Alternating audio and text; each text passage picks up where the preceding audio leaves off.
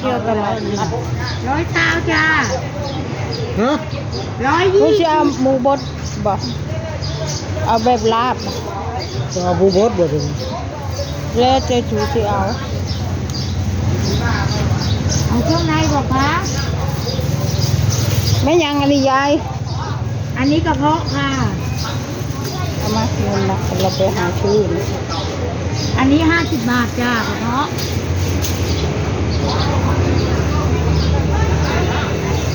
โอ้โหโอ้โหเลยนี่สิซื้อกันสิซื้อกะเอาซื้อไป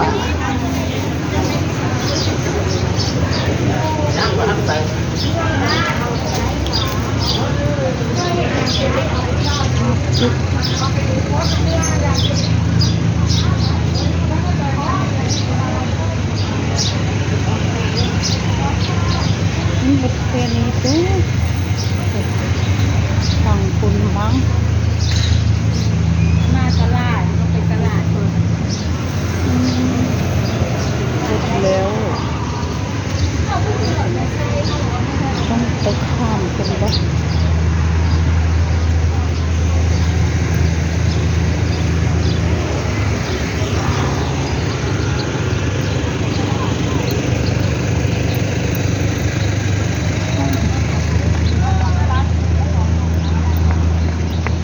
ข้ามผิด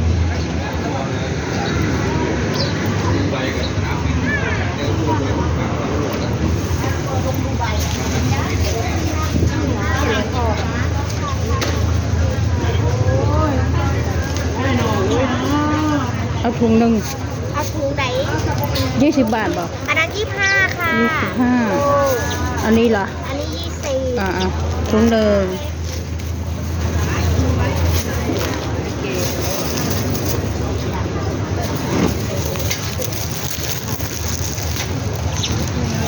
เขาขายปลาทางใดเถอะ ปลาหยัง ปลาสดเขาพูดบอก ไม่ซอยอันนี้ซอยปลายังไปอยู่เยอะค่ะ ค่ะ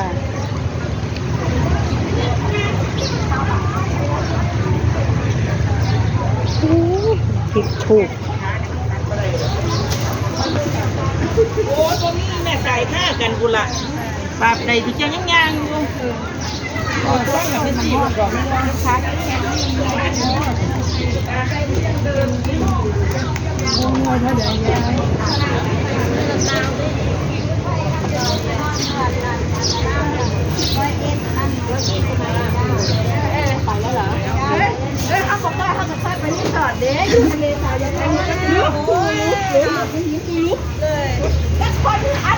ครับจะซื้อปลาหาซื้อปลาสดแหนมมะม่วง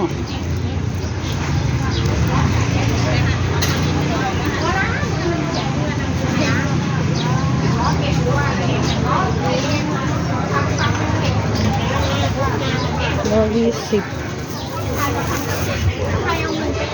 ตรงไหน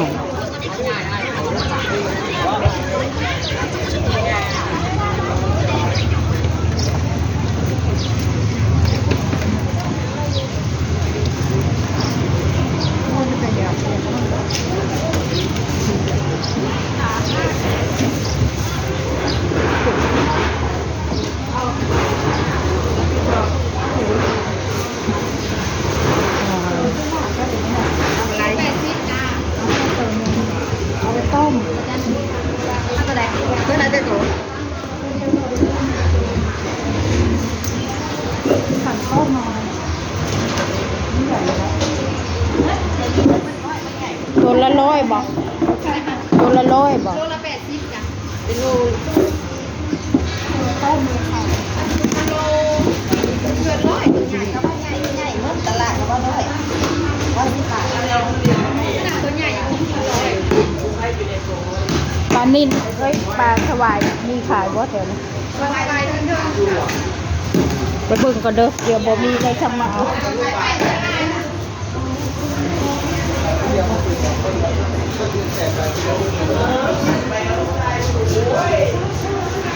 ไก่ก็มี ตัวงามๆข้างในก็ได้อัน ต้มอยู่แล้วเอาเผื่ออะไร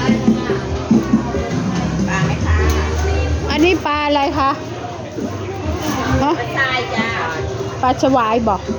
ทรายโลละ80เนี่ยค่ะปลาสวาย ขายแบบเดิม เนี่ยค่ะแม่ทานปลาสวาย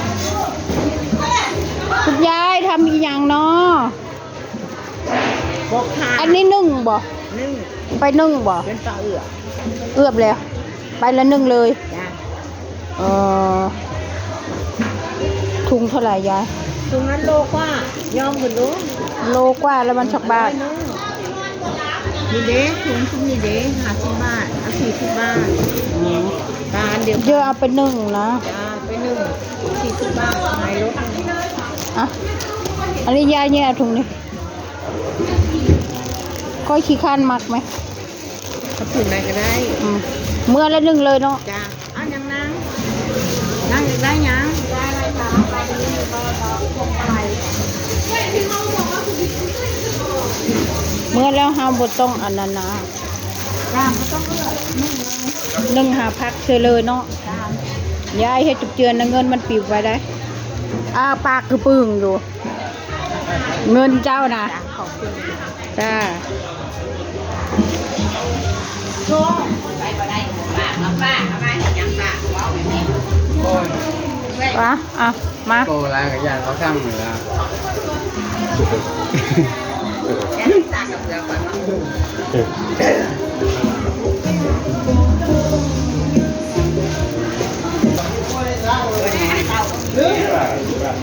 เอาตัวหนึ่ง เอาเยี่ยน สาวะแม่อะไรคะ ตัวใดก็ได้ ตัวน้อยก็ได้ เอาไปดูเอาเป็นชิ้นเลยนะคะทอดเป็นชิ้นนะเป็นจานเป็นชิ้นมันเป็นจับอะไรเลยไปบ้านได้บ้าง5 ตัวใช่ไหมเธอ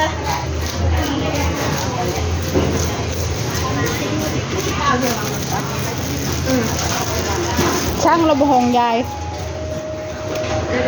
ช่างบุรู้ชักบ้านมันบ่พอนะ ตัวเดียวแม่80 โอเค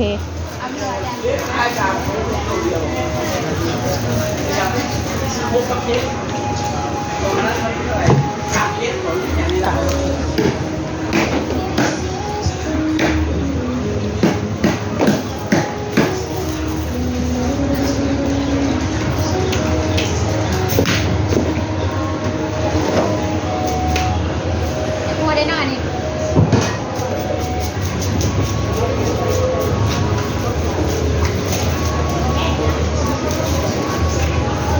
เอาแต่ใช้ออกก็พอเด้อ